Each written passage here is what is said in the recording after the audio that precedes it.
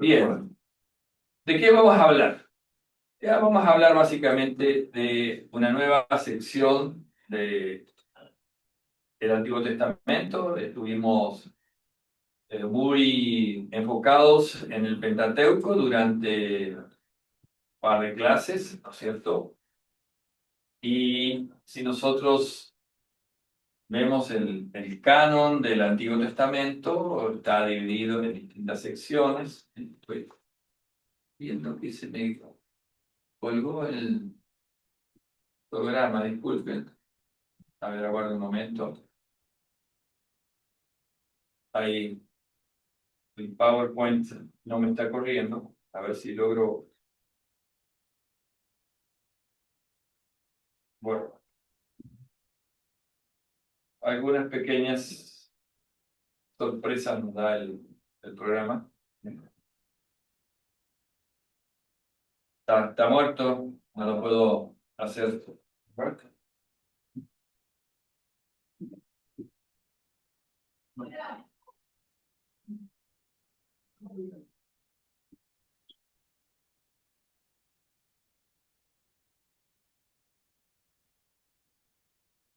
Y hay veces que inexplicablemente los programas dicen hasta aquí llegué, no insistas, cerrame, pero no responden. Así que bueno, esperen un poquito, finalizamos la tarea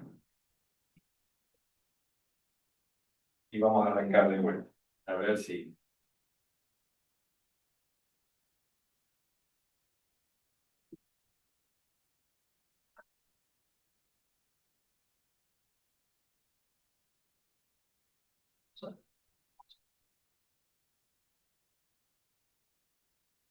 Perdón por esta demora, pero estos son nuestros probadores de paciencia. ¿Eh? Nos van a sacar bueno. Ahora sí. ¿Recuerdan ustedes en cuántas partes se divide el canon del Antiguo Testamento? ¿Cuál es la división? Torah. Torah, Torah, Nevi'im, Ketuvim, o sea, ley, profetas y escritos. Interesante que los profetas es un concepto bastante amplio. Así que tenemos profetas anteriores y profetas posteriores. Y vamos a ver un poquito ese concepto, ¿quiénes son estos profetas? Y este cuadro nos ayuda a entender esta cuestión.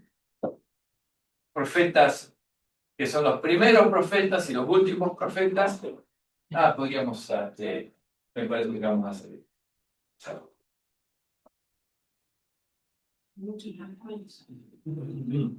Hay muchos repollos enterados. Sí, sí.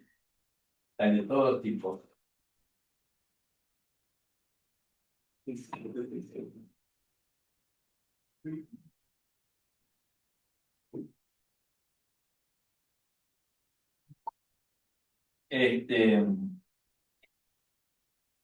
Tenemos lo que son los primeros profetas y tenemos los últimos profetas. A estos primeros profetas se les llama anteriores, a los últimos profetas posteriores. ¿Cuál es el contenido de los primeros profetas? Bueno, es histórico. Básicamente son libros de historia que tienen una narrativa muy parecida a Génesis, a Éxodo. Pero los últimos profetas no son tan históricos, son mayormente ¿de qué tipo? Exhortativos. ¿Cuáles son los libros de los primeros profetas? Bueno, Josué, Jueces, Primera, Segunda Samuel, Primera, Segunda Reyes. En el canon hebreo estos suman 4. ¿Por qué? Porque Josué y Jueces son 2, Samuel es uno solo y Reyes es uno solo. Los últimos profetas son Isaías, Jeremías, Ezequiel y el libro de los 12. ¿Cuántos suman? 4 también. Fíjense que hay a veces un arreglo. El contenido es el mismo, el tema es cómo los coloco en la biblioteca, ¿no? Entonces, por eso tenemos 22, tenemos 24, tenemos 39. ¿Me están siguiendo, no? Bueno, ¿cuál es la relación que hay entre los primeros y los últimos? Los primeros que nos dan el trasfondo histórico de los últimos. Toda esta exhortación de Isaías, Jeremías, de Ezequiel, está dentro de un marco histórico. Ese marco histórico que les nos provee, los primeros. Así que hay una interrelación muy grande entre los primeros profetas y los segundos. Los primeros nos dan el marco histórico, geográfico, y los segundos nos dan el contenido exhortativo. Están entretejidos, ¿no? Entonces, los segundos están entretejidos sobre el trasfondo histórico de los primeros. Bien, es muy importante esto porque como el canon hebreo se fue organizando, nosotros lo tenemos organizado distinto, pero el canon hebreo organizó así. Estos son todos profetas. Ahora, ¿cuál creen ustedes que es una de las cuestiones que hizo que estos primeros, Josué, jueces, Samuel y reyes, se los llamara profetas? ¿Por qué creen que en el canon hebreo se los puso con los profetas y no con los históricos?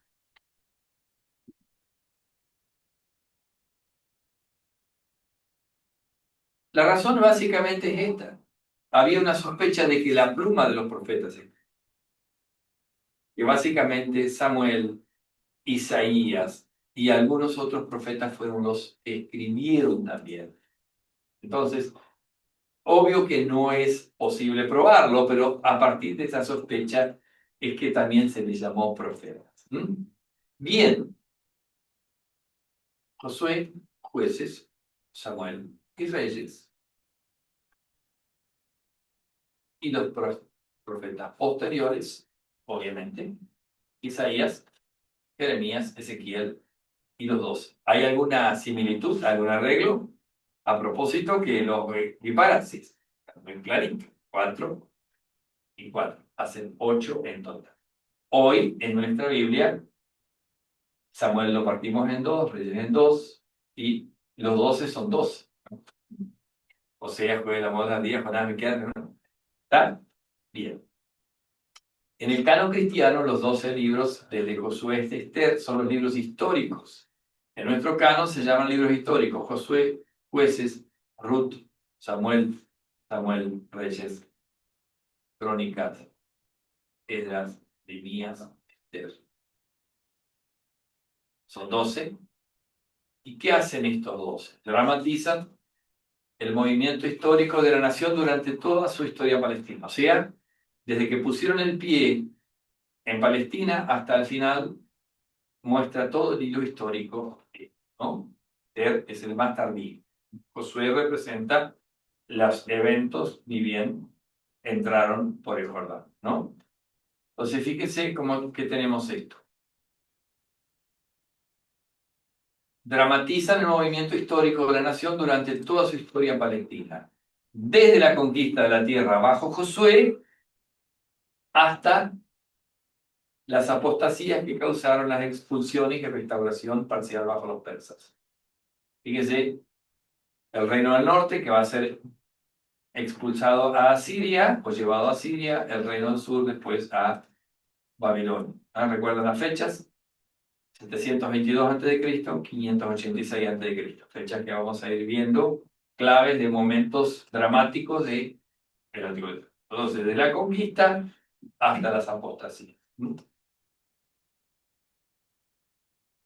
Los libros históricos son todos anónimos, en contraste con los últimos profetas. Los escritos o compilados por individuos que seguramente tenían el don profético, reconocidos como portavoces de Dios. Posiblemente participaron en esta tarea el propio Josué, Samuel, Isaías, Jeremías, Esdras. La mayoría de estos libros admiten el uso de varios documentos, o sea, no tenían todo en la cabeza, tenían incluso los registros de las cortes. Podían ir a la Casa de Gobierno y decir: señor Milei, ¿me permite mirar los archivos? Estamos escribiendo una historia de estos últimos años. Bueno, estoy inventando un poco, pero para que se den una idea cómo funciona, ¿no? Usaron las crónicas reales, ¿no? Entonces, los propios libros admiten fuentes, de documentos y crónicas que usaron, obviamente, bajo la inspiración y supervisión del Espíritu Santo. Entonces, los libros históricos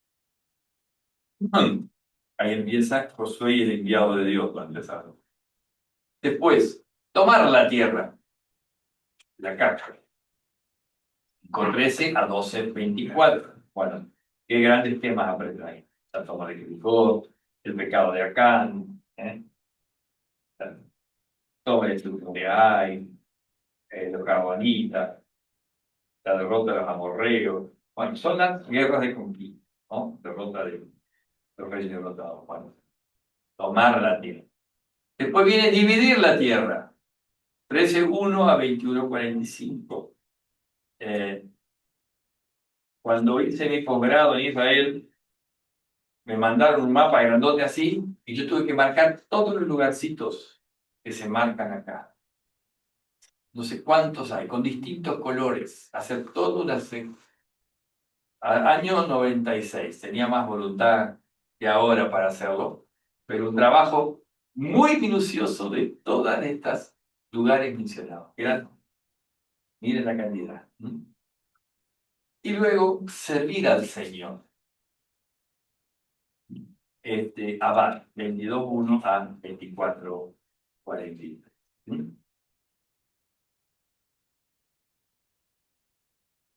24:43. Sí, 24 o 33. ¿Hay 43? ¿Hay 43 o hay un error acá? 33. 33. 24:33. Y debe ser la versión apócrifa esa que no sé. Arrancar uno. 24:33. A ver, vamos a corregirlo ya.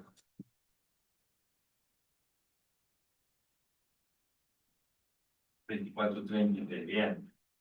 Gracias por la observación. Esto me alegra porque quiere decir que mis alumnos están atentos. Sobre todo para encontrar los errores del profe, ¿no?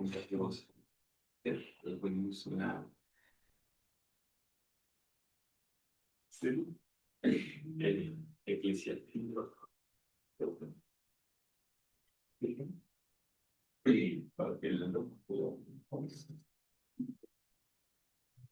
¿Cuáles son, y aquí vamos a ver un poquito de esto, tiene algo Lessing, cuáles son las teorías sobre la conquista? A ver, ¿qué es lo que no se puede negar en absoluto sobre Israel? Que no lo puede negar ni el más agnóstico y más anti-religión que existe. ¿Qué es lo que no se puede negar? Y Israel incluso No, Que conquistó la tierra, es un hecho. no, no. Que hay un Israel. De algún lado salió. O sea, Israel existe. Esa es la cosa. Ahora hagamos el viaje hacia atrás. ¿De dónde salieron? ¿De un huevo? ¿Bajaron de un plato volador? ¿Entraron desde Babilonia? ¿Surgieron ahí? ¿Son nativos? ¿Son indígenas que surgieron ahí? Ni las posibilidades que hay. Podría haber muchas. El plato volador corre por mi cuenta. Pero fíjense, ¿cuál es la historia que tenemos? ¿Qué leemos cuando leemos Josué? Que entraron por una conquista, por la fuerza. Bueno, ¿qué sospechan historiadores críticos? Esto es una linda historia que nunca pasó, pero hay que escribir una historia para tener héroes y decir, mirá de dónde venimos. Y ahora, cuando vienen los enemigos, tenemos que pelear por esta tierra porque nos costó mucho conseguirla. Entonces generar una especie de identidad nacional. ¿Entienden? O sea, sepamos, tenemos que aceptar, por eso están estas lecturas también de sospecha, es que muchos países, si uno rasca un poquito en sus historias de héroes, no todo es tan real, ¿no?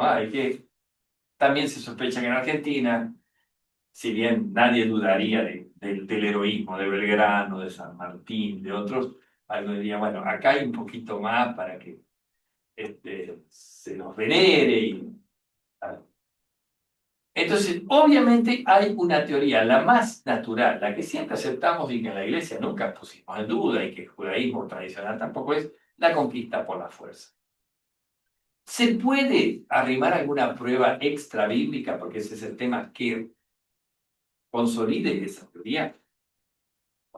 Albrecht fue un escritor, después pueden googlearlo, él es muy respetado, fue muy respetado, que trabajó en serio este tema, dijo, a ver, la arqueología es un trabajo serio, científico, nos da datos que corroboran la narrativa bíblica. Bueno, Albright toma en serio el relato de Josué como registro de conquista y él liga la destrucción de varias ciudades del siglo XIII a.C. O sea, ¿qué pasó? Si es cierto que entraron en esa época, entonces quedaron ruinas de ciudades. Betel, Azor y Laquis conquistadas. Entonces, él fija el éxodo en el siglo XIII, o sea, 1280. Recuerda que había dos fechas de éxodo posible, 1450, 1280, y que incluso entre los conservadores algunos aceptan la fecha tardía como posible. Albright es conservador, pero parece... Ahora, ¿qué dicen los críticos de Albright? Albright escribió su tesis, la presentó, entonces vienen los críticos, ¿no? Aducen que no hay pruebas de destrucción masiva, que si los arqueólogos van a trabajar, dicen... Ahora, ¿qué dice Albright?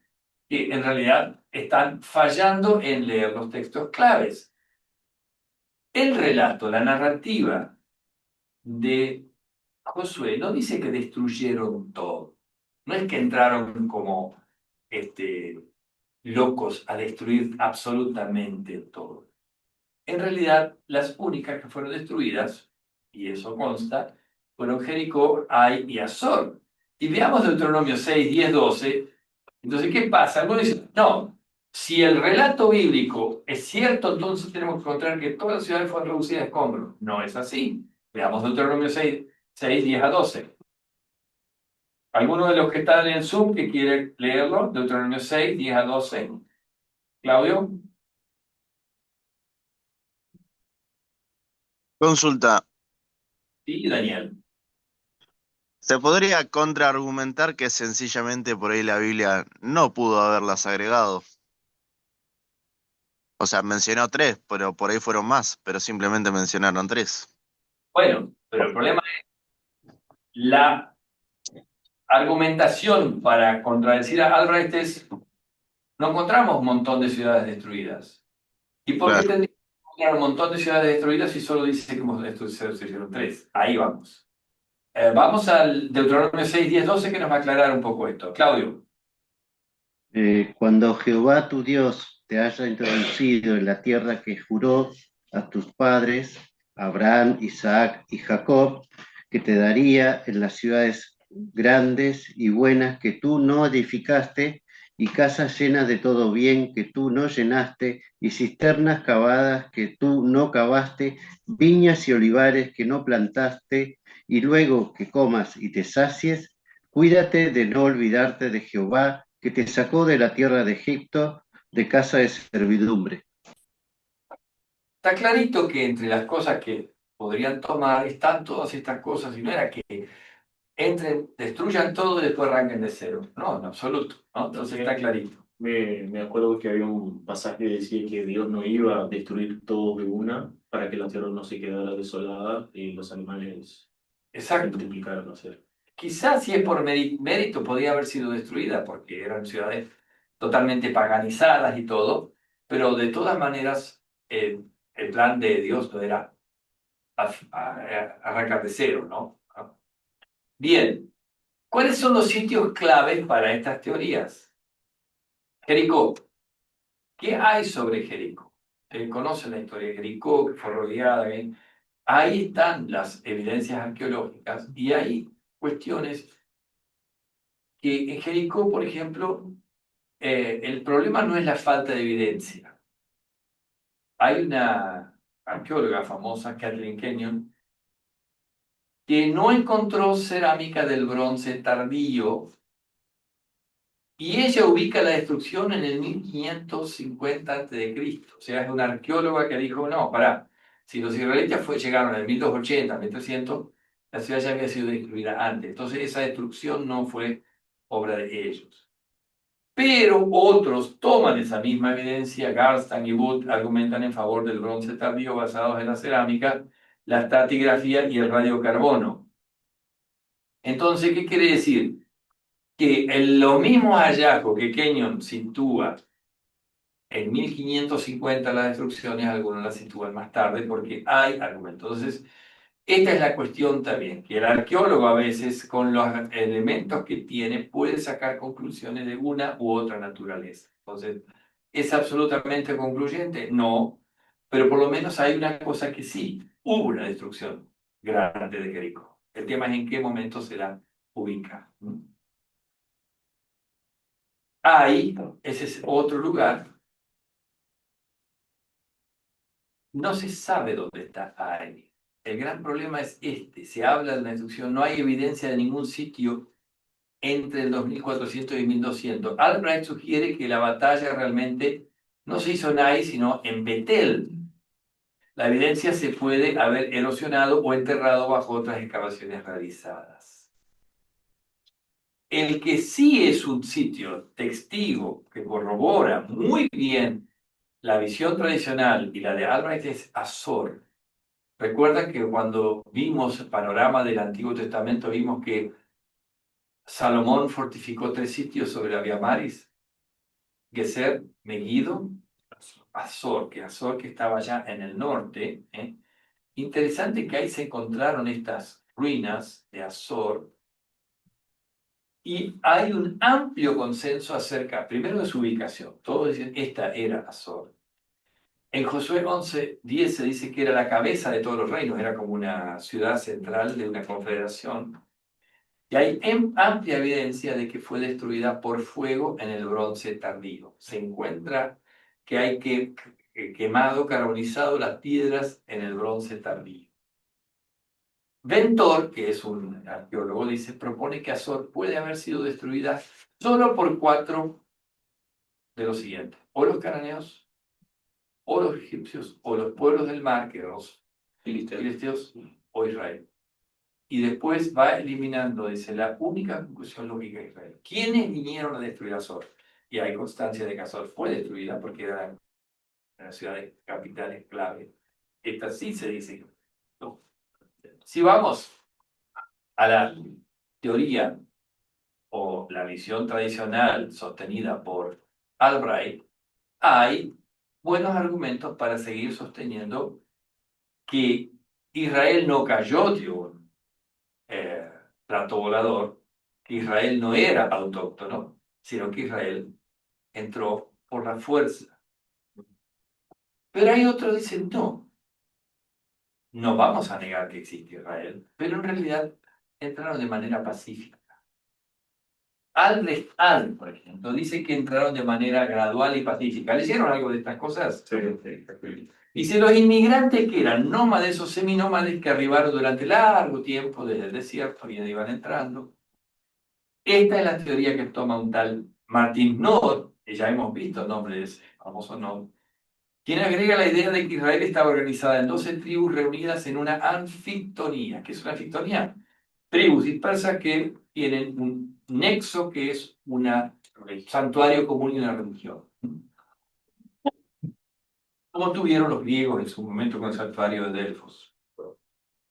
No toma en cuenta la fecha de destrucción, o si las acepta, no las asigna a Israel. O sea, no se fija en ninguna de estas destrucciones, porque dice, no hubo destrucción, entraron en forma pacífica, no entraron con la espada. La crítica a la teoría de Nod, ¿cuál es? La anfictonía es un anacronismo basado en la cultura griega. Eso en los griegos era así, pero no hay. Y no contempla cómo funciona la cultura pastoril en realidad. Él le asigna a la cultura pastoril propiedades que en realidad no tiene. Infiltración pacífica. ¿Cuál es la otra teoría? La de una revuelta campesina. Acá viene ya la política, la sociología, tal Mendelad. 1962. Se trata de una aproximación sociológica. Dice, no hubo conquistadores que llegaron desde afuera. ¿Qué hubo? Se trató de indígenas, cananeos, autóctonos. No niega totalmente la idea de la conquista, pero dice que un grupo de esclavos escapados de Egipto hacia Canaán incitó una revuelta contra los señores cananeos. Lo voy a poner en términos más contemporáneos. Un grupo de zurdos escaparon de Cuba, fueron a Colombia, y entonces hicieron la FARC y se soliviantaron contra los grandes terratenientes y quisieron generar una nueva sociedad. Más o menos ese sería el paralelismo, porque el tipo está chipeado de esta manera, ¿no? lo que aglutinó a Israel no fue su etnicidad, dice, no es que todos son de un ancestro común. Esto de que todos somos descendientes de Abraham y todos tenemos un ADN común, eso es un invento. Dice, pero sí, lo que aglutinaba no era la sangre, sino el culto a Yahvé. Mendenhall no negaba eso, que era el culto a Yahvé el factor de unicidad. Este modelo se aplica en otros momentos y en otro lugar. Gottwald lo usa para promover la sociología marxista. Bienvenidos al paradigma marxista, de todo esto que de alguna u otra manera conocemos. Entonces se aplicó aquí el paradigma marxista. ¿Cómo surgen las sociedades? Por revuelta, porque algún día alguien se mina o vienen otros de otro lado y los despiertan. Dice, ustedes son unos tontos, mirá cómo nos están explotando. Despierten, vamos a voltear a estos oligarcas y vamos a hacer una sociedad. ¿Les suena conocido? Más o menos. La llamada revolución. Sí. Bueno, o involución, no sé cómo es. Bueno, bien. Entonces, teoría de la conquista. No sé por qué diablos. Yo no estoy proyectando ahí. ¿Qué pasó ahí?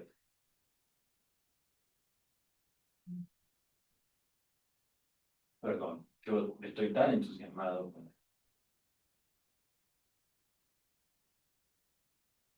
el HDI.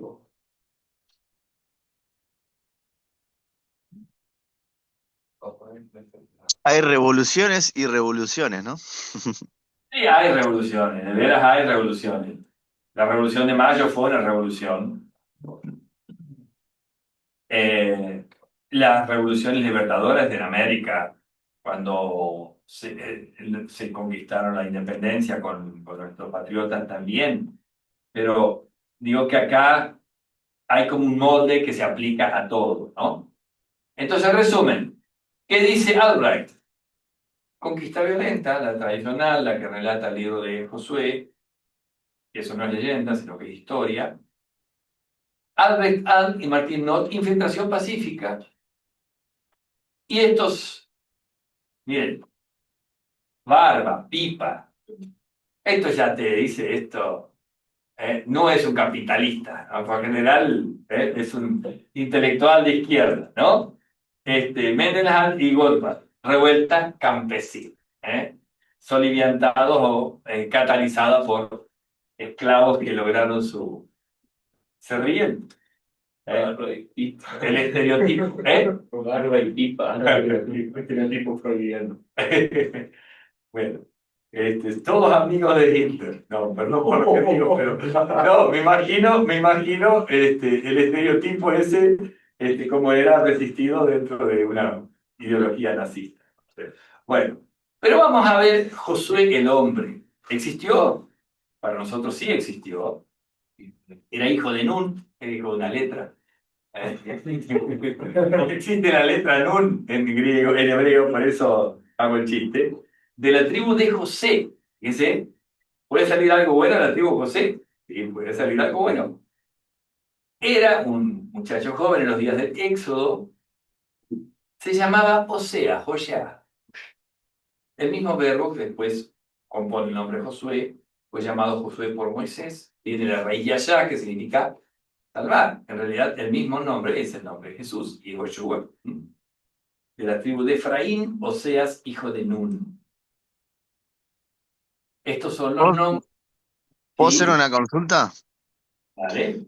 ¿Por qué se les solía cambiar los nombres? Es una buena pregunta. Muchas veces cuando uno cambiaba de amo o de señor, Jesús lo hace con Pedro, era Simón, ahora va a ser Pedro.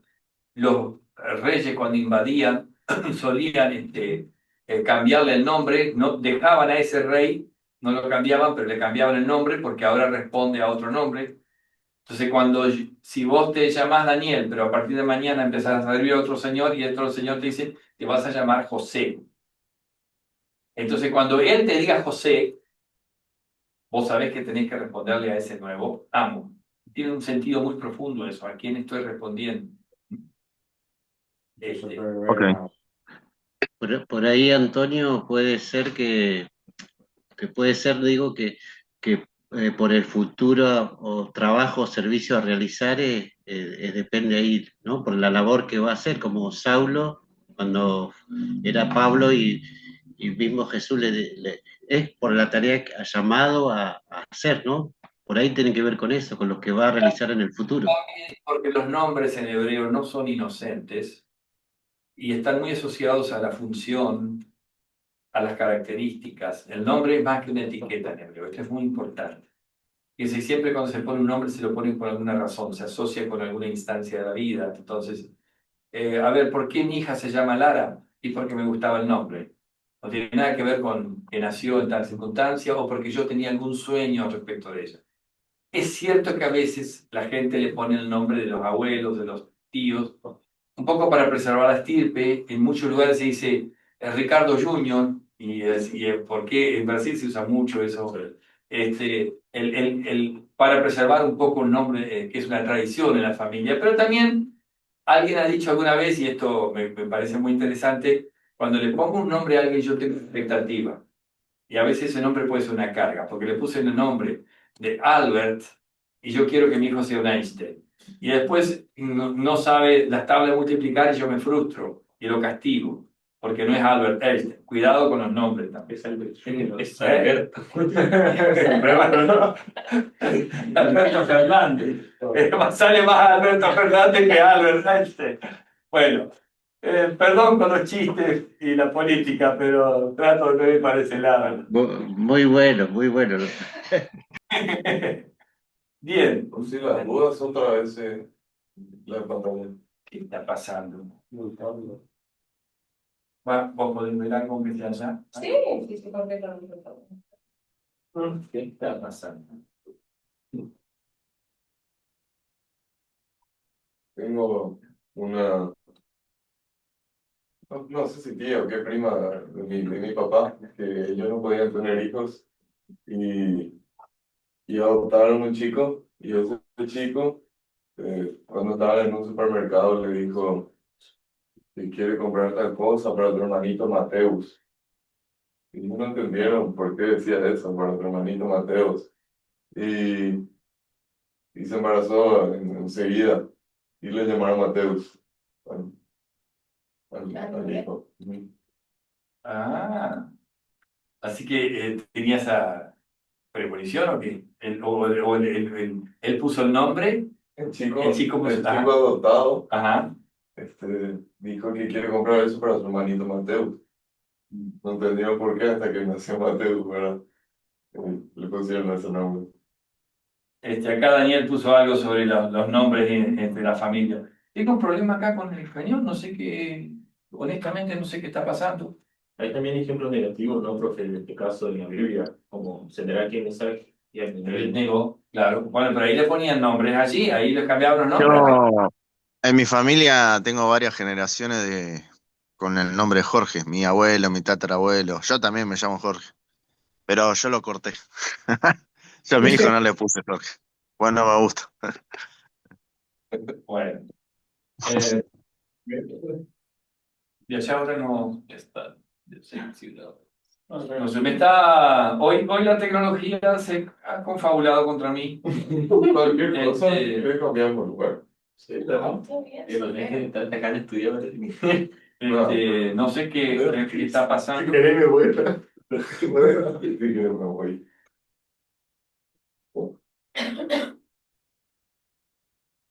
Es un lío este. Disculpen, ¿eh? Me va a sacar bueno. Si no hay caso, no.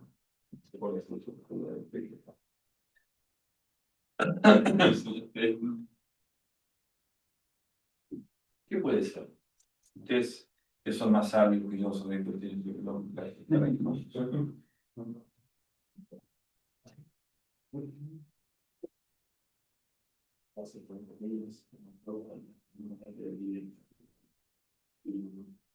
porque no tomó nada. Espera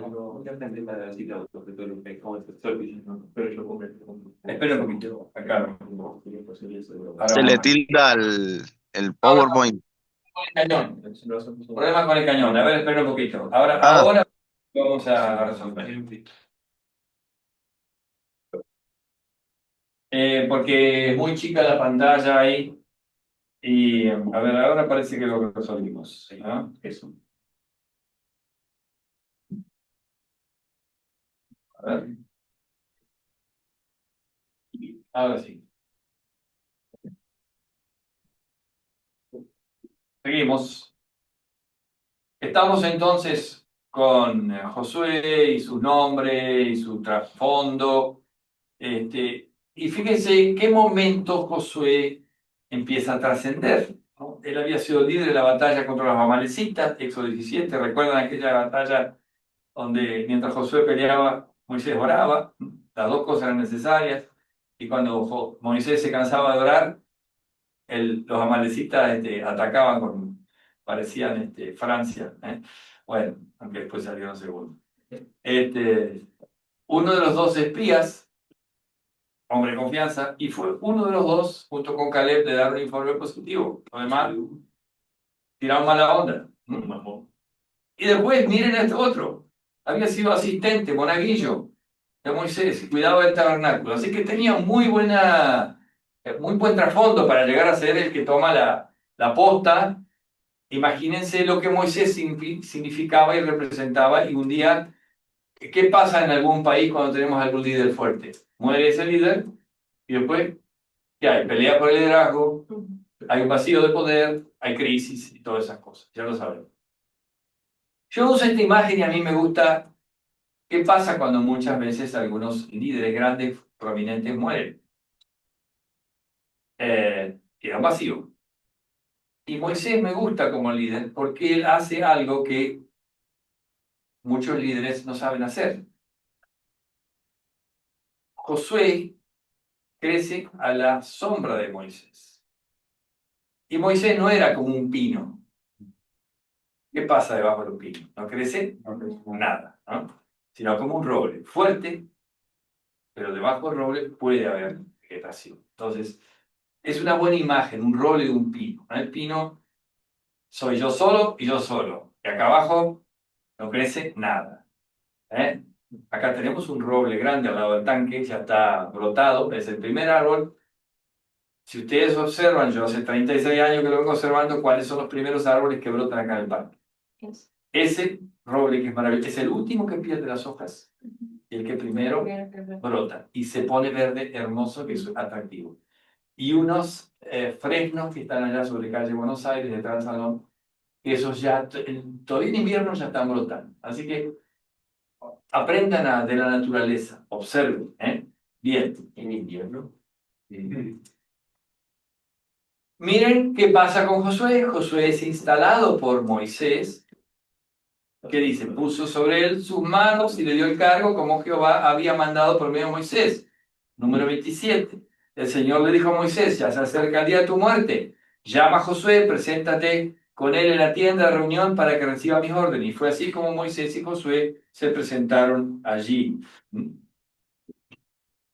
Este es el bosquejo de Josué de Leslie, ¿no?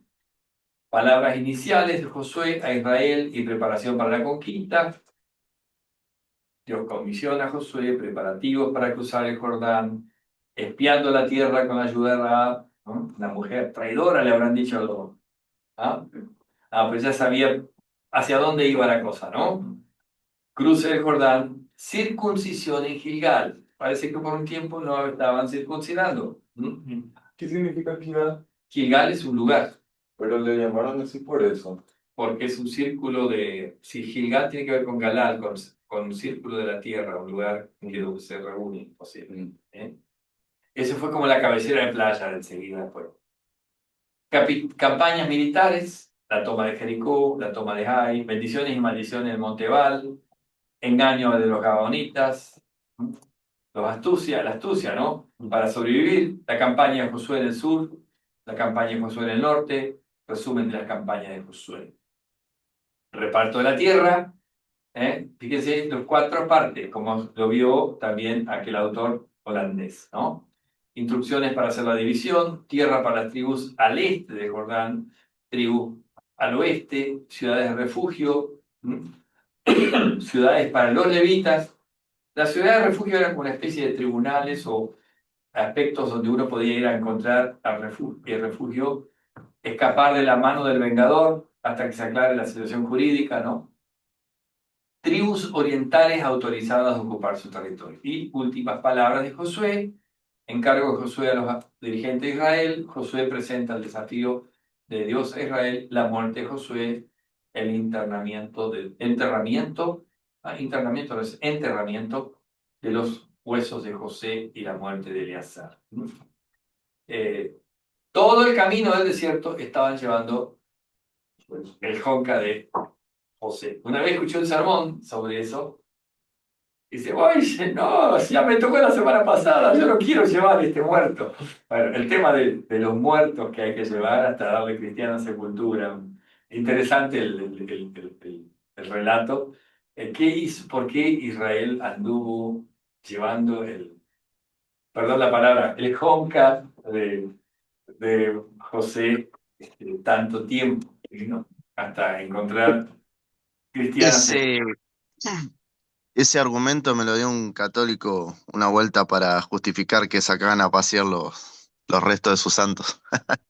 Bueno, no, a ver, no hay ninguna referencia que haya objeto de oración o veneración de los huesos de José. Y yo creo que cuando en la sepultura habla mucho de en qué esperanza muero. Eso era una forma de José decir, la tierra va a ser para ustedes. Dios no los estafó cuando le dijo a los patriarcas que van a hacer esa tierra. Yo tengo esa convicción, no me entierren acá. Déjenme por acá a mano, pero yo voy a ser enterrado allá. No me entierren acá. Y la otra, no me entierren acá en una pirámide o cosas, porque esto no tiene nada que ver con el que entierrenme allá. O sea, uno puede, es más, yo había preparado un sermón sobre esto, porque hace muchos años atrás un estudiante acá perdió a su papá en un accidente. Y fue una historia muy dura, un muchacho que estaba en primer o segundo año. Y en un momento la familia iba a trasladar los restos de él a otro lugar. Y me había preguntado él si yo estaba dispuesto a ir a acompañar ese momento. Y yo había preparado ese mensaje, lo tengo por ahí escrito. Nunca lo prediqué.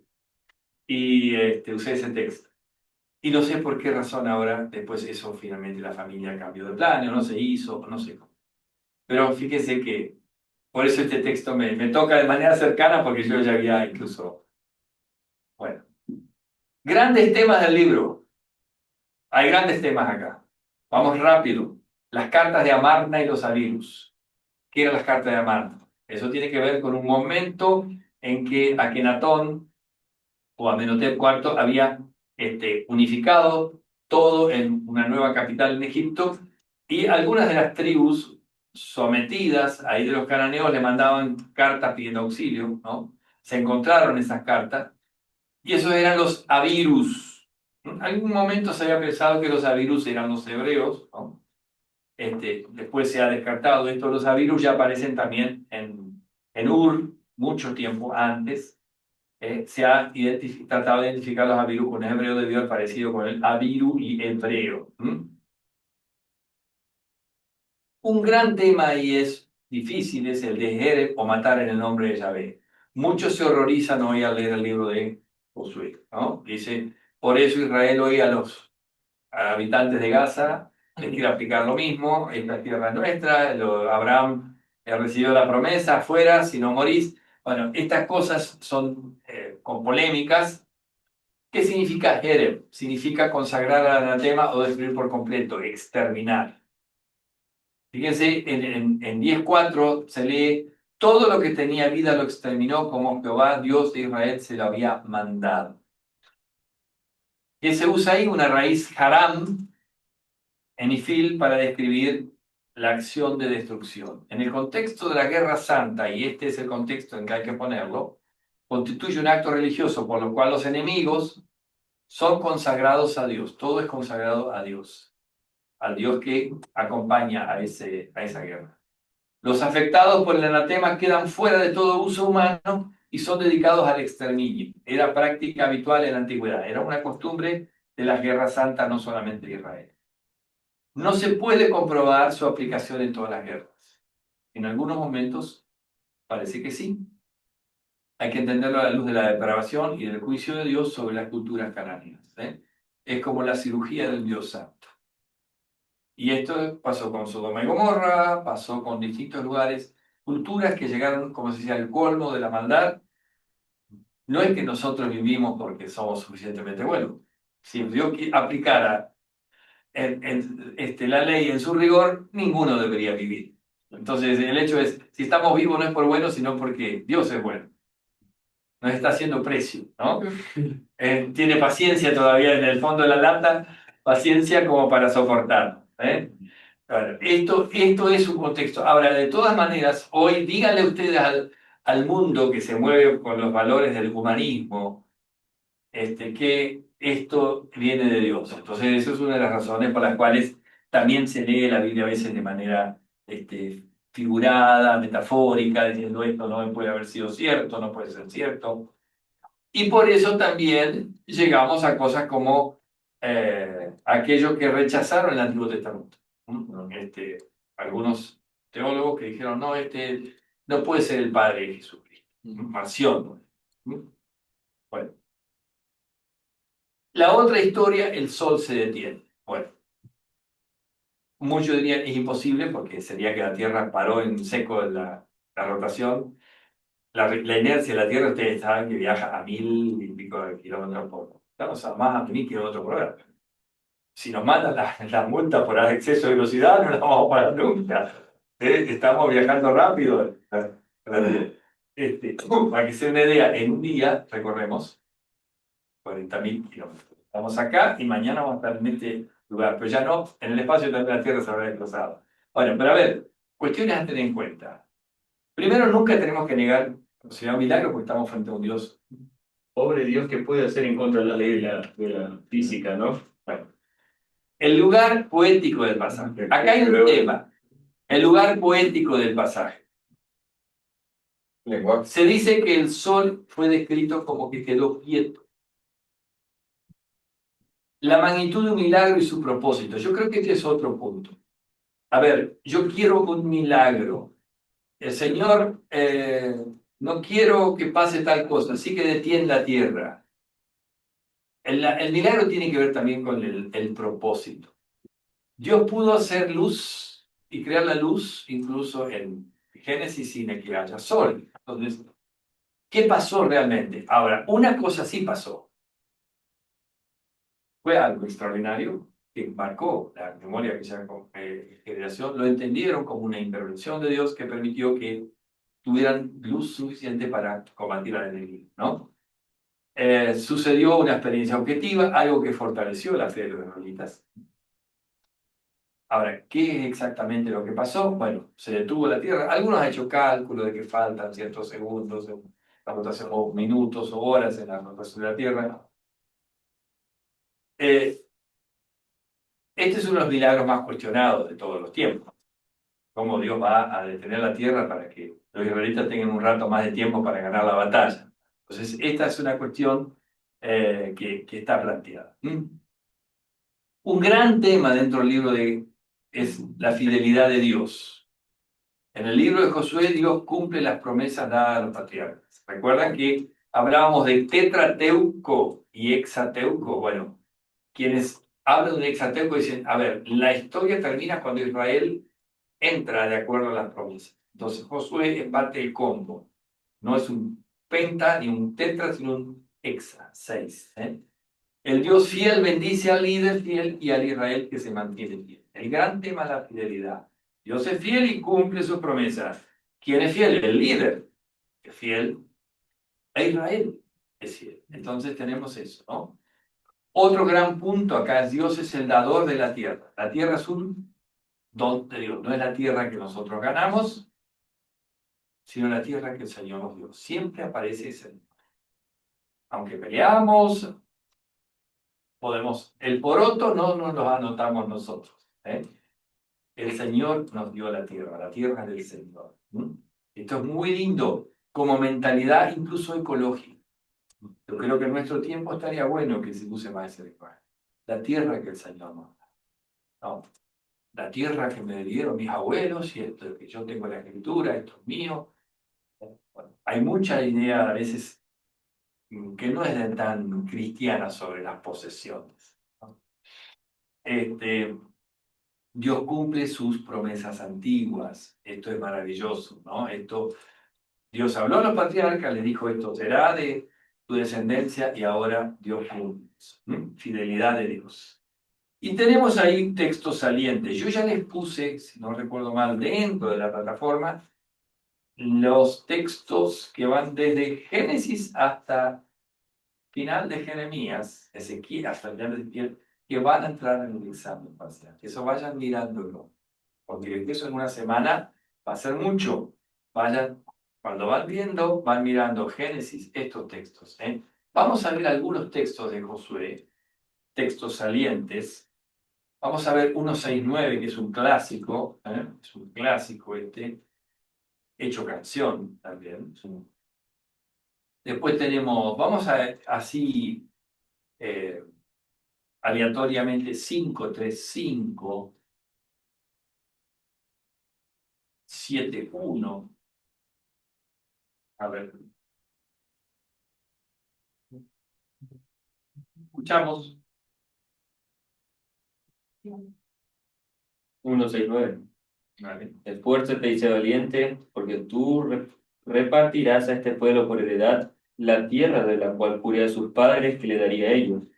Solamente esfuérzate y sé muy valiente para cuidar de hacer conforme a toda la ley que mi siervo Moisés te mandó. No te apartes de ella ni a diestra ni a siniestra, para que seas próspero en todas las cosas que emprendas. Nunca se apartará de tu boca este libro de la ley, sino que que de día y de noche meditaré en él, para que guardes y hagas conforme a todo lo que en él está escrito, porque entonces harás prosperar tu camino y todo te saldrá bien. Mira que te mando que te esfuerces y seas valiente. No temas ni desmayes, porque Jehová tu Dios estará contigo en donde quiera que vayas. Texto muy, muy conocido, que habla de la ley como un cuerpo, como una entidad, a ver, literaria que tiene su forma y que va a ser de referencia fundamental para la vida de Israel, ¿no? 5:3-5. Josué se hizo cuchillos afilados y circuncidó a los hijos de Israel en el collado de Aralot. Esta es la causa por la cual Josué los circuncidó. Toda la población masculina salida de Egipto, todos los hombres aptos para la guerra, habían muerto por el camino, en el desierto, después que salieron de Egipto. Todos los del pueblo que habían salido estaban circuncidados, pero todo el pueblo que había nacido en el desierto, en el camino, después que salieron de Egipto, no estaba circuncidado, no estaba circuncidado.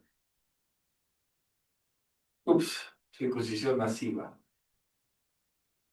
Toda imaginación, suprímala por un rato, pero lo que eso puede haber significado, ¿no?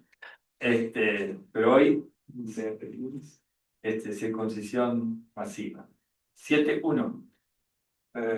Pero los hijos de Israel cometieron una prevaricación en cuanto al anatema, porque Acán, hijo de Carmi, hijo de Zaddi, hijo de Sera, de la tribu de Judá, tomó del anatema y la ira de Jehová se encendió contra los hijos de Israel.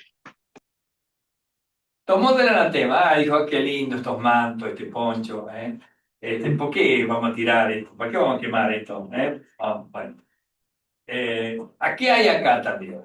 Ahí había elementos de culto, había cuestiones que podían seducir el tema de la idolatría. Entonces, pero qué lindo muñequito, lo voy a llevar a casa, ¿eh? Por ahí me trae buena suerte. No sé, yo pienso en esa dirección. Las monedas de Canaán, ¿no? Las monedas de Canaán. Bien.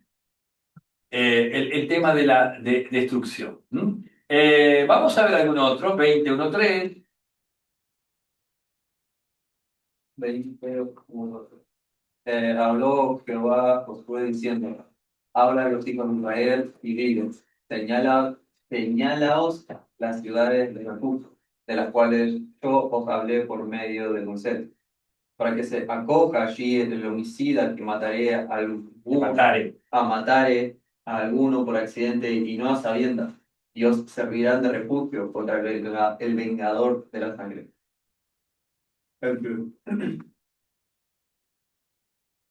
Es interesante cómo hay jurídicamente un orden que permite que tal vez un sistema judicial, no, esto no es el derecho romano, pero sí que los inocentes tengan el beneficio de la duda.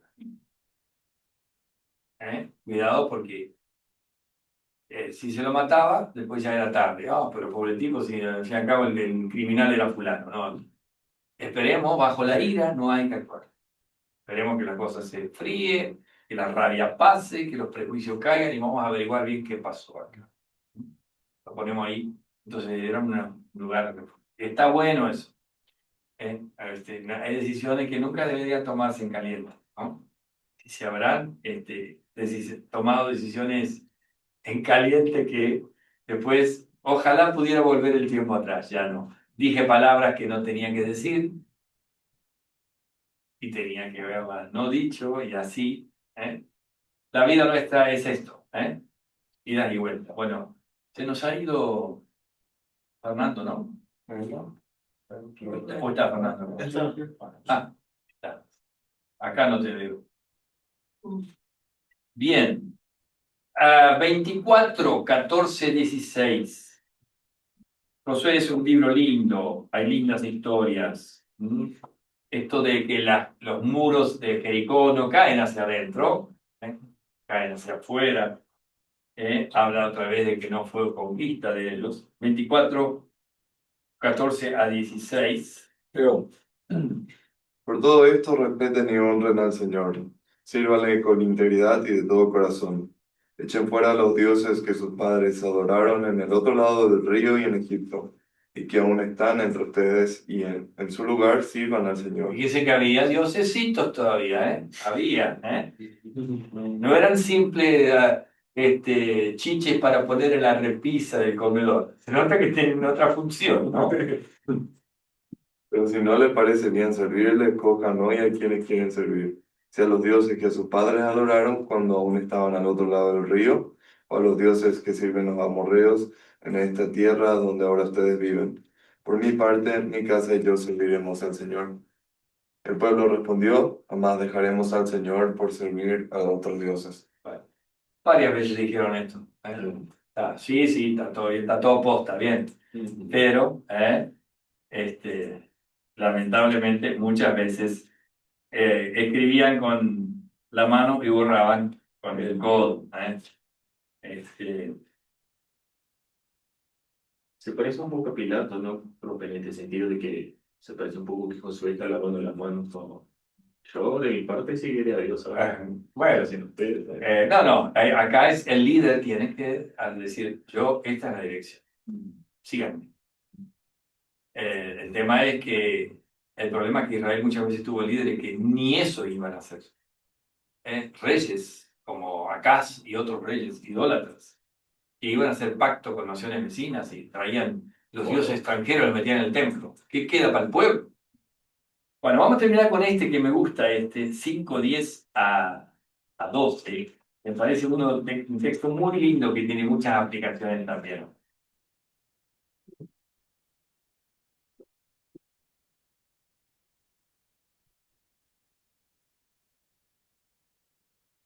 ¿5, 10 o 12? Y los hijos de Israel acamparon en Gilgal y celebraron la Pascua a los 14 días del mes por la tarde en los llanos de Jericó. Al otro día de la Pascua comieron del fruto de la tierra, los panes sin levadura, y en el mismo día espigas nuevas tostadas.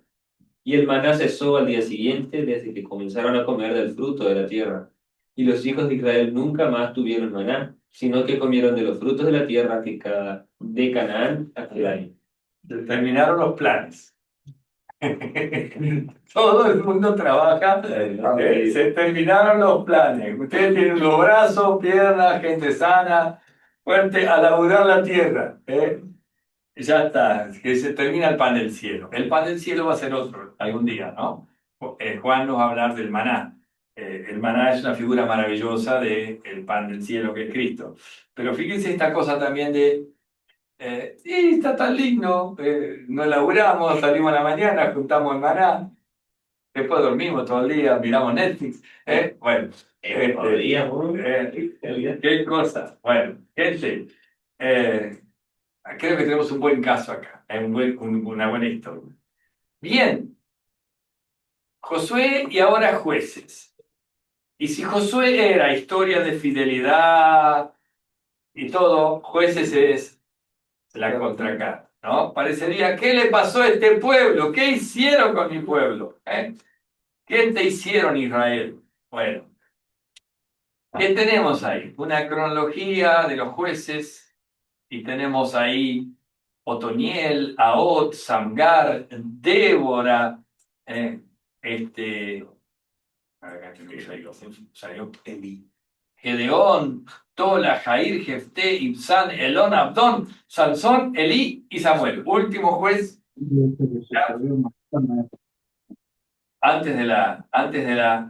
monarquía. Son los opresores. Miren, En la de Pedro estaba húmedo, hijo.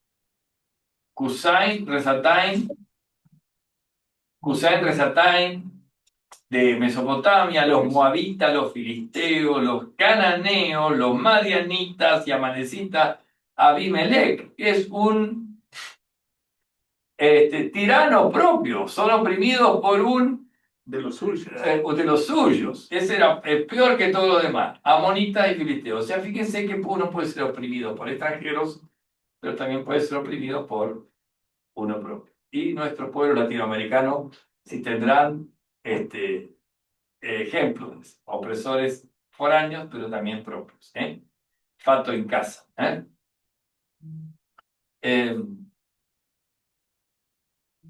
Acá tenemos más cercano, fíjese, Otoniel, Ahot, Samgar, Débora. ¿Quién es el esquema que vimos en la materia de panorama histórico? ¿Recuerdan? Moabitas, filisteos, cananeos. ¿Cómo le llamábamos en el cuadro ahí? ¿Qué eran? Los ratones, eran ratones, igual que los gatos siempre eran Egipto, Asiria, Babilonia, Persia, pero eran pequeños estados Mesopotamia era ratón también. Mesopotamia. No, Mesopotamia no, pero es un rey que vino ahí a hacer una excursión a buscar oro, seguramente Kusain Risataim. No era un reino, era un Kusain Risataim, no era Asiria, no era Babilonia, era alguien que se nota que armó un batallón o un grupo de robo y salió con las motos a robar, ¿no? Motoquero, motochorros de la época. Bien. Acá tenemos Débora, Gedeón, Tola, Jael, Jefté, Ibsán, Elón, Abdón, Sansón, Elí, Samuel. Bueno. Díganme algún concepto que podrían asociar con jueces, después de leer todo esto. Desobediencia. Desobediencia, ¿qué más? También termina con encia. Violencia, ¿qué más? Laje. Apostasía, idolatría, paciencia. Sangre, bueno, opresión, liberación. Bueno, pero tenemos una época oscura. Qué maravilloso. ¿Dónde termina el libro de Jueces, Samuel?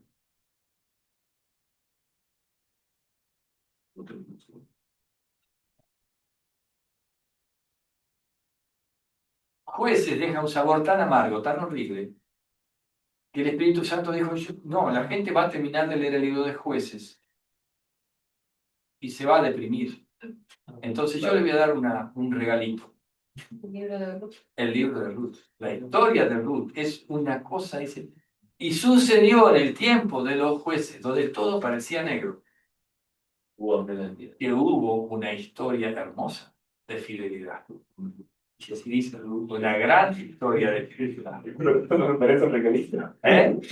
No, Es porque dijo que del regalito no, y Ana dijo que hubo en vez de el regalo. yo te estoy tratando de predicar el evangelio, pero vos no. Yo estoy tratando de tirarte un centro con el evangelio y lo agarrás con la tabla de la ley y le pegas encima. Bueno, Demasiado dudas. bien. Vamos a leer esto. ¿Qué dice? Cuando Josué despidió al pueblo, los israelitas se fueron a tomar posesión de la tierra, cada uno a su propio territorio. El pueblo sirvió al Señor mientras vivieron Josué y los ancianos que le sobrevivieron, los cuales habían visto todas las grandes obras que el Señor había hecho por Israel. Josué, hijo de Nun, siervo del Señor, murió a la edad de 110 años, y lo sepultaron en Timnat Heres, tierra de su heredad, en la región montañosa de Efraín, al norte del monte de Gaz.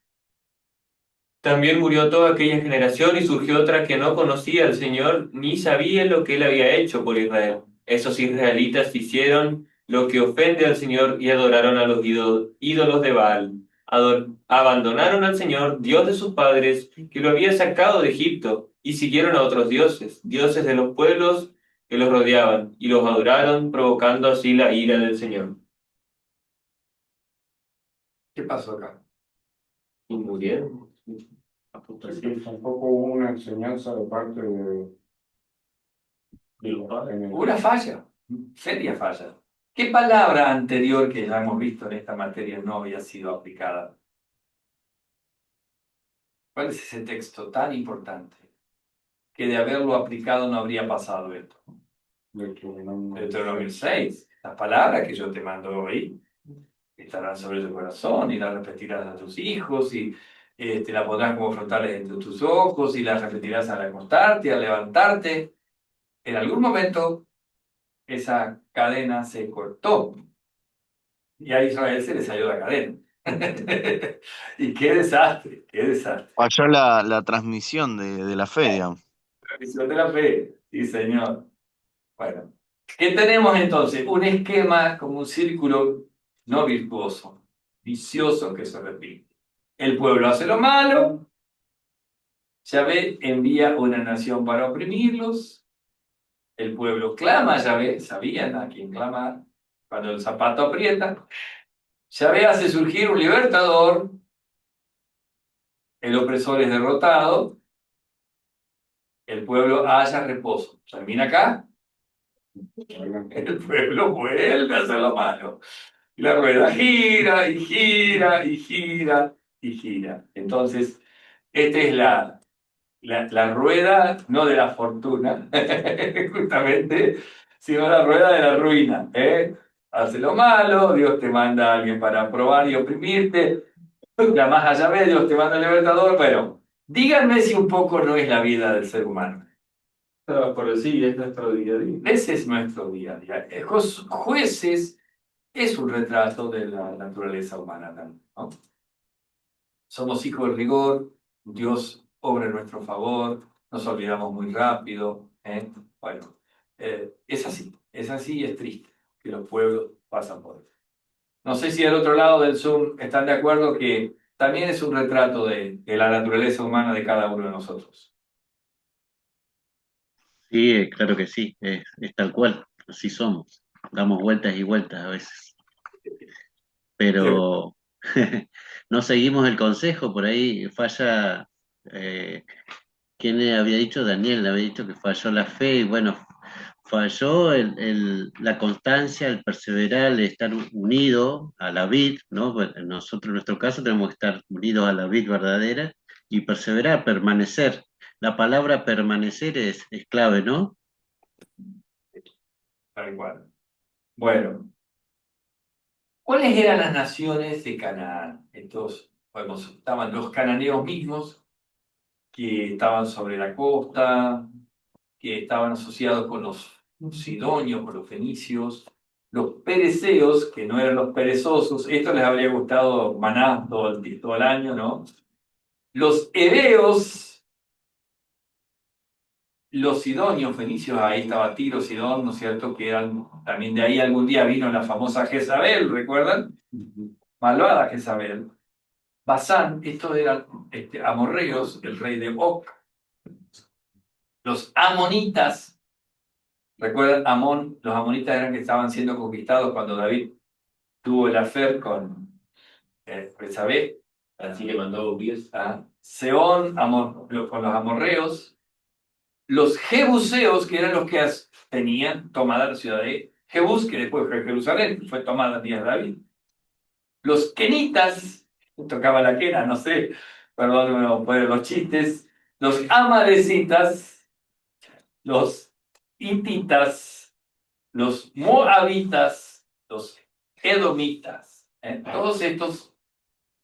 ¿Y quiénes más estaban ahí que se habían acomodado durante unos siglos antes o al mismo tiempo casi? Los famosos filisteos, los pueblos del mar. Estos habían venido de la zona de lo que hoy es Grecia, Chipre, por ahí. Gaza, Ascalón, Asdod, Ecrón y Gat. Estas eran las 5 ciudades que se llamaba la Pentápolis. ¿Y cuál es noticia hoy en los diarios, todos los días todavía? Gaza. Gaza. Todavía tenemos estos terribles problemas, y bueno, no es para hablar, pero es un tema complejo hoy. Jueces, un tal Webb, tiene que ver con Internet, presenta una estructura de 3 partes. Dice, una obertura que introduce el tema fundamental, vayan mirando con el libro, una obertura que introduce el tema fundamental. Tiene el mismo que el Lessing. Este también. Web, bueno, es que Lessing me pasó ese dato cuando yo tenía clase con Lessing. En las clases de Lessing, con Lessing, vimos a Web. Una sección que desarrolla, que se mueve en esos temas después, del 3.7 al 16.31, y una coda final que caracteriza el todo y lo lleva a una conclusión. Y Webb encuentra una similitud con la estructura de Josué. ¿Cuál es esa similitud? Miren, el libro de Josué abre con la muerte de Moisés y el libro de Jueces abre con la muerte de Josué. La muerte de Josué se menciona 2 veces. La doble mención de la muerte sugiere la división de la obertura en 2 partes principales. 1.1 a 2.5, centrado en la declinación sociopolítica, ¿no? Inicio de la decadencia. Y 2.6 a 3.6, subrayando la causa religiosa y las consecuencias de la declinación. O sea, no fue una sequía, no fue una causa religiosa. Su falta de fidelidad al Dios que los había sacado de Egipto. Hay un tal Guin que también reconoce la estructura tripartita, introducción, cuerpo principal y epílogo. Y acá tenemos, miren esto, introducción 1.1 a 3.6, los jueces libertadores 3.7 a 16.31, el epílogo. Pero miren ahora esta estructura, este es un trabajo muy interesante de cómo se puede analizar la estructura de un libro.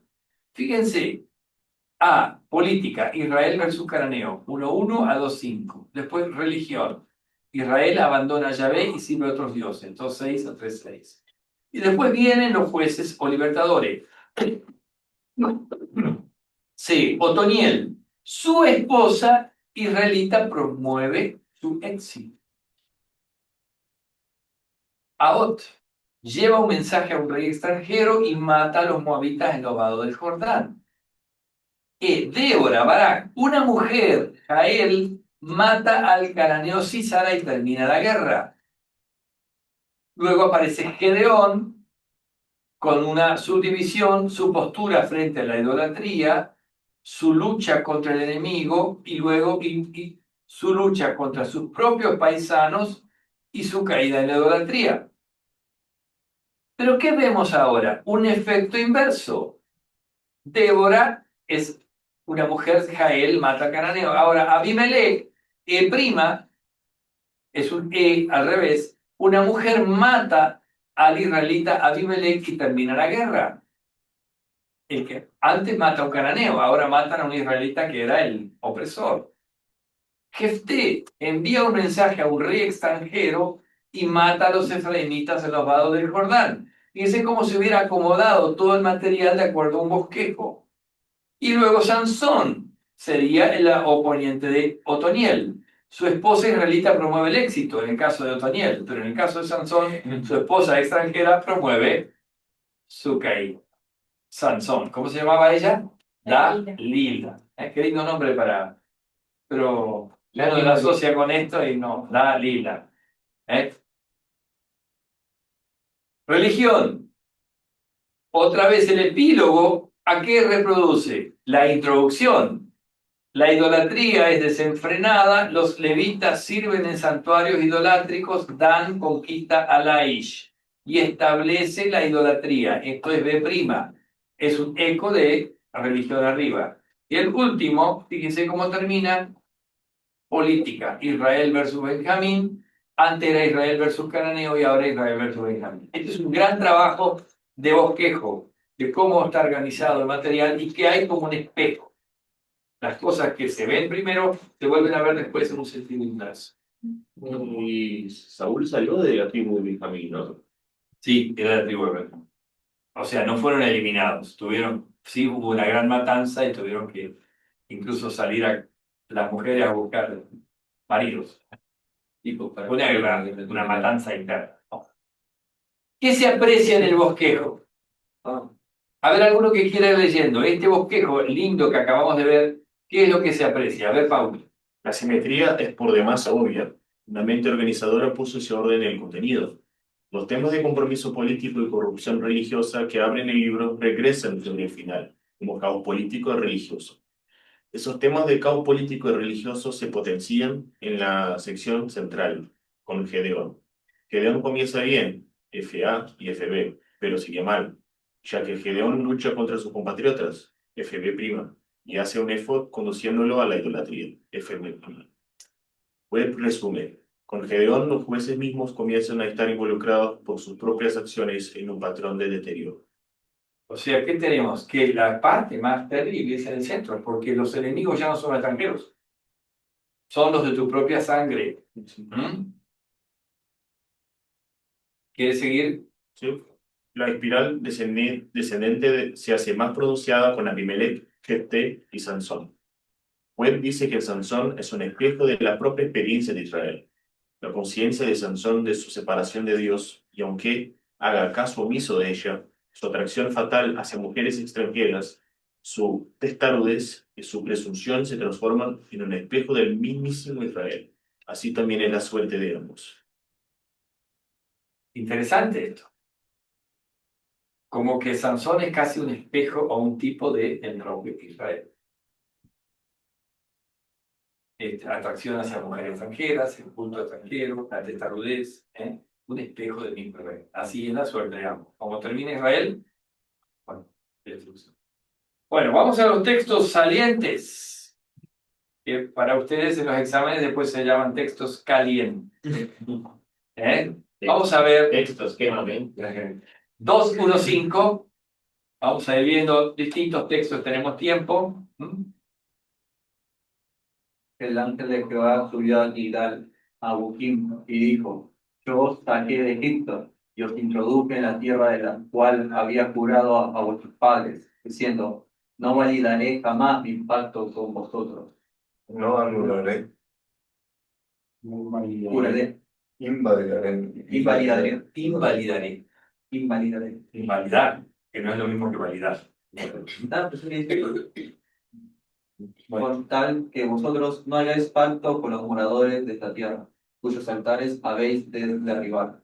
Mas vosotros no habéis atendido a mi voz. ¿Por qué habéis hecho esto? Por tanto, yo también digo, no los echaré delante de vosotros, sino que serán azotes para vuestros costados, y sus dioses os serán tropezadero, os serán tropezadero. Cuando el ángel de Jehová habló estas palabras a todos los hijos de Israel, el pueblo alzó su voz y lloró. Y llamaron el nombre de aquel lugar Boquim, y ofrecieron allí sacrificios a Jehová. ¿Cómo es el verbo llorar en hebreo? Bajar. Vamos, tenemos un alumno brillante acá. Mirá cómo brilla, encandila acá. A ver, ¿qué cosas nos deberían llamar la atención de este texto? ¿Quién es el sujeto? El ángel del Señor. ¿Quién es el ángel? Jesús. Segunda persona de la Trinidad. Está manifestándose Porque él habla y dice, yo lo liberé de Egipto, o sea, como si fuera Dios mismo, pero lo he presentado como la mención. Y muchas veces vamos a tener estas intervenciones del ángel del Señor, que es otra forma de mostrar a Dios o a mostrar a Jesús ya antes de su encarnación. Entonces tenemos, Charles Wirth habla mucho de esto, de las visitaciones de Dios en el Antiguo Testamento. Bueno, eso lo vimos en Josué. También aparece, a ver,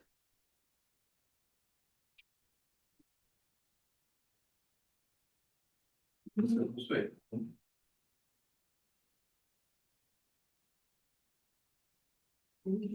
Josué 5, 13 y siguiente. ¿Qué dice ahí? Como lo dice, el enviado del Señor.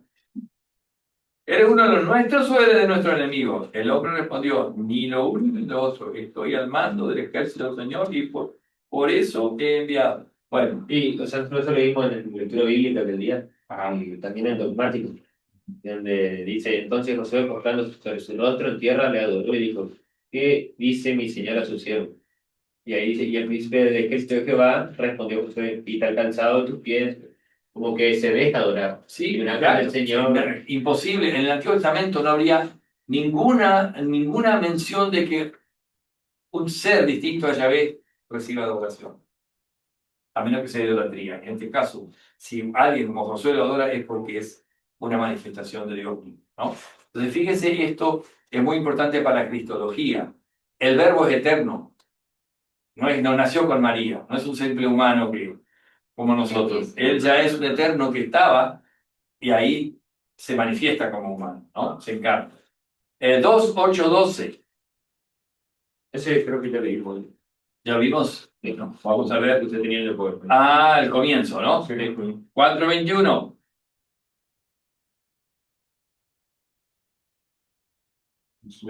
Dice, pero Jael, mujer de Heber, tomó una estaca de la tienda y poniendo un mazo en su mano, se la acercó calladamente y le metió la estaca por las sienes y la enclavó en la tierra, pues él estaba cargado de sueño y cansado, ya se murió. Hoy le llaman mujeres empoderadas. Hoy les llaman mujeres empoderadas. Eran bravas, eran chicas súper poderosas, ¿no? Marilyn. Y después dicen que Mauricio estaba enfermo. Era grito. Bien. El que acabamos de leer es 4:21. 4:21. 3:20-23. A ver. Dice así. Y le acercó a vos, en su sala de verano. Y a vos dijo, tengo palabra de Dios para ti. Él entonces se levantó de la silla. Entonces alargó a vos su mano izquierda y tomó el puñal de su lado derecho y se lo metió por el vientre. De tal manera que la empuñadura entró también tras la hoja y la gordura cubrió la hoja. Porque no sacó el puñal de su vientre y salió al izquierdo. Y salió a vos al corredor y cerró tras sí las puertas de la sala y las aseguró con el cerrojo. Bien detallado. Esta historia, los detalles son truculentos. Me hace acordar los informativos, dice, advertencia, niños, niñas y adolescentes, hay imágenes que pueden perturbar. Bueno, no es esta una historia para los chicos de escuela bíblica de 5 o 6 años, ¿no? Dibujen el cuchillo de ahora.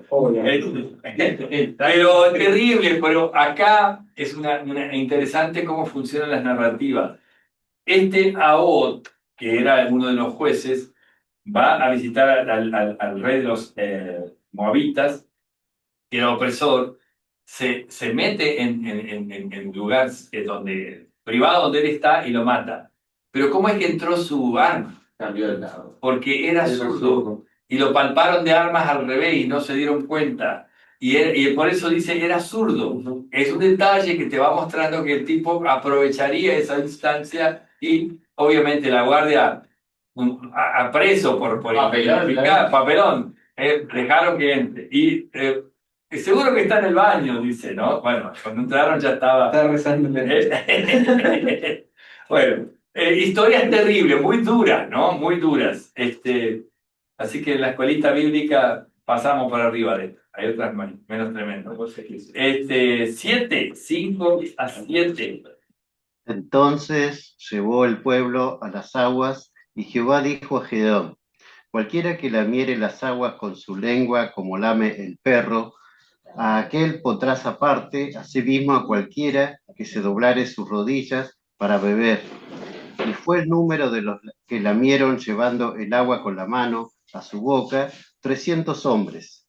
Y todo el resto del pueblo se dobló sobre sus rodillas para beber las aguas. Entonces Jehová dijo a Gedeón: con estos 300 hombres que lamieron el agua os salvaré, y entregaré a los madianitas en tus manos, y váyase toda la demás gente, cada uno a su lugar.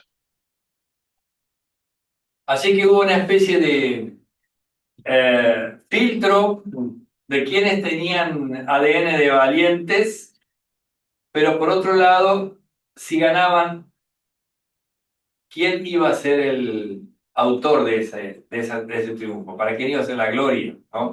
El trofeo no iba a ser para ellos, sino para el Señor. Estuve en la fuente Harod, yo personalmente ahí, es una fuente donde el agua todavía brota, donde está toda esta historia contada ahí, como unas placas de bronce que cuentan toda esta historia, este texto, y la típica de los turistas es tomar agua, así que tengo esa foto, en algún lado la debo tener. Pero si se la muestro igual no me van a reconocer porque yo era bastante más joven y iba a decir, este no era el profesor Antonio. Sí, pero estuve ahí, en esos lugares tan lindos. 9, 1, 6. Una pregunta, profe. Para el examen, ¿usted el texto bíblico va a poner de Reina Valera o Voy a poner de Reina Valera 95. 95? Valera 95. Valera 95. Va a ser más fácil. Sí, para ponerlo. Sí, Valera 95. Entonces, cuando lean estos textos, leanlos en Valera 95. ¿Está? Todos tienen Valera 95, ¿no? Sí. Ah, Abimelech, hijo de Jerobal, fue a Siquem, a los hermanos de su madre, y dijo a ellos y a toda la familia de la casa del padre de su madre: yo os ruego que digáis a todos los de Siquem, ¿qué os parece mejor? ¿Que os gobierne 70 hombres, todos los hijos de Jerobal, o que os gobierne un solo hombre? Acordaos que yo soy hueso vuestro y carne vuestra. Hablaron por él los hermanos de su madre a todos los de Siquem todas estas palabras. Y el corazón de ellos se inclinó a favor de Abimelech, porque decían: nuestro hermano es. Además, le dieron 70 ciclos de plata del templo de Baal-Berit, con los cuales Abimelech alquiló hombres ociosos y vagabundos que lo siguieran. Y yendo a la casa de su padre en Ofra, mató a sus hermanos, los 70 hijos de Jerobal, sobre una misma piedra. Pero quedó Jotam, el hijo menor de Jerobal, que se escondió. Entonces se juntaron todos los de Siquem con toda la casa de Milo, y fueron y proclamaron rey a Abimelech, cerca de la llanura del pilar que estaba en Siquem. ¡Qué plaga, por favor! Se supone que si uno lee la Biblia tiene que aprender a hacer lo bueno, pero cuando le escuchas esta historia decís, ¡qué horrible! ¡Qué horrible! Bueno, ¿qué hace el hombre sin Dios?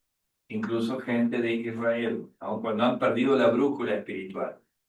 El hacer de poder. El trono será mío, mío y nadie más que mío. Así que todo otro aspirante al trono afuera. Y esto de exterminar dinastías enteras era muy frecuente en la historia. Que no quede uno solo. Solamente el que se va a sentar en el trono, por las dudas, para que no haya después ninguno que diga, yo también puedo sentarme en ese trono. Abajo todos. Una locura, una locura. Bueno, Abimelech terminó muy mal, el que le tiró la piedra en la cabeza. Y mató a alguna mujer. Dijo, matame, porque no vaya así que andan diciendo después que me mató una mujer. O sea, hasta moría con hasta orgullo, hasta el último aliento. Bueno, 12, 4, 6.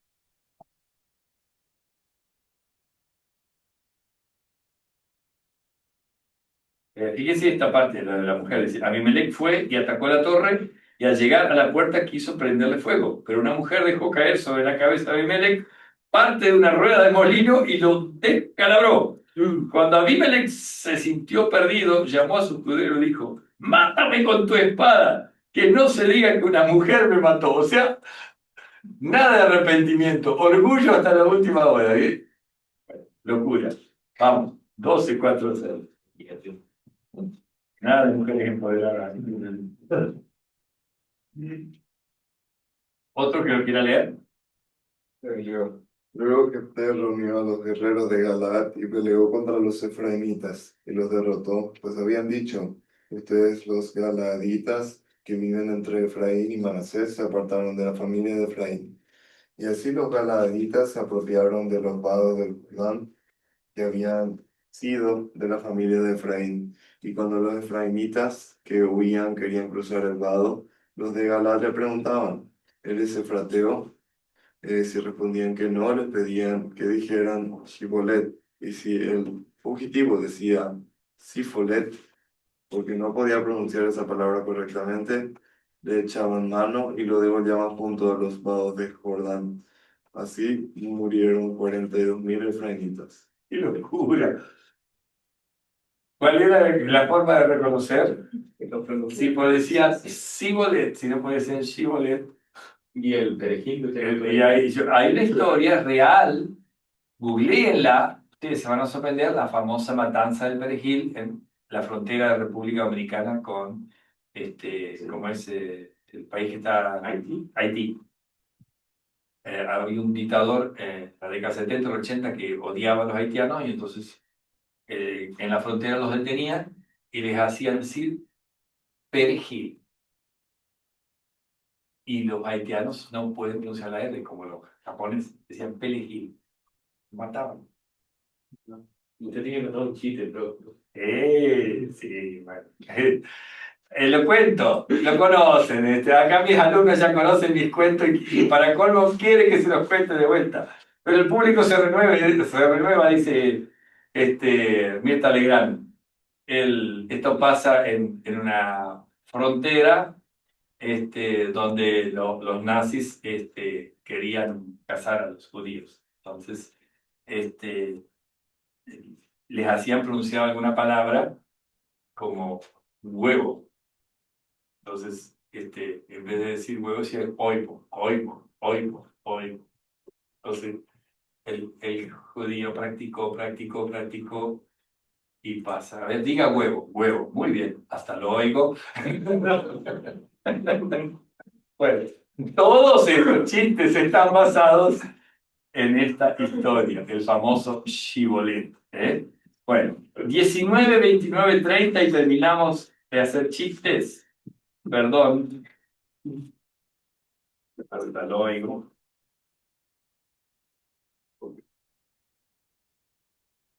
Diecinueve, 29, 30.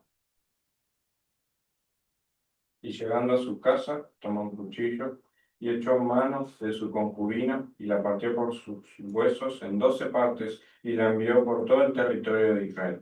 Y todo el que veía aquello decía: jamás se ha hecho ni visto tal cosa desde el tiempo en que los hijos de Israel subieron de la tierra de Egipto hasta hoy. Considerad esto, tomad consejo y hablad. Esto desató una guerra, una matanza.